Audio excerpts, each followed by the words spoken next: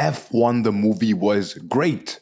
This was a good ass movie, and I think we can all agree that the best part of this movie was the driving scenes. The driving scenes, the soundtrack and score behind the driving scenes were amazing. Like, when I say amazing, I mean like those were some of the best scenes of this year so far in terms of movies, because all I wanted was, okay, they have a driving scene and then I'm just waiting, okay, what's the next one, because that was by far the best part of the movie. And as much as I think it was a very basic story, I always did not know what was going to happen in the driving scenes, which kept me captivated to a different level whenever I was watching them drive. Going into the story, because I did say it's basic, it's a basic story, which I don't mind, just because Brad Pitt and Damson Idris do a great job with their characters. Just because of them, they make this basic story into a good story. And I love how as soon as Sonny Hayes meets Joshua Pierce, there is tension already, just from the moment they meet.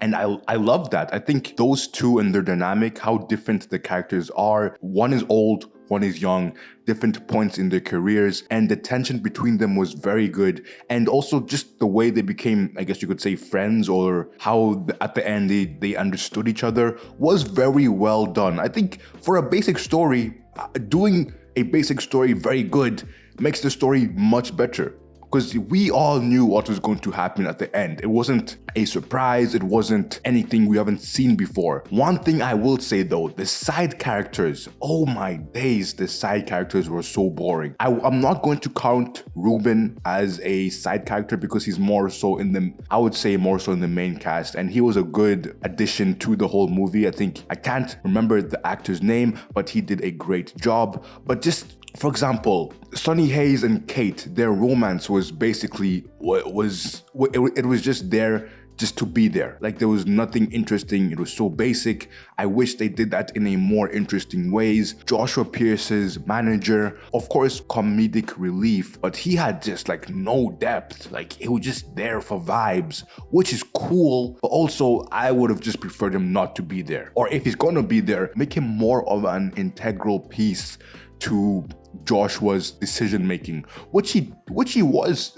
In terms of a bad influence, he was a bad influence. I would have liked if Joshua was kind of more pissed at him, because he was a bad influence, but nothing really happened there.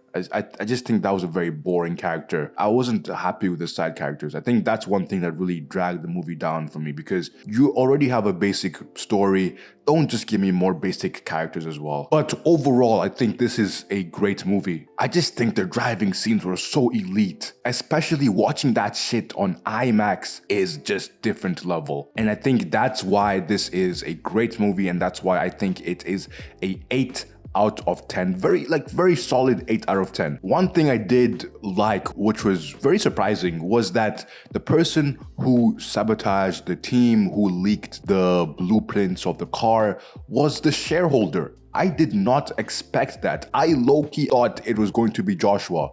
Like, in my head, I was pretty certain it was Joshua, but it being the shareholder was quite unexpected for me.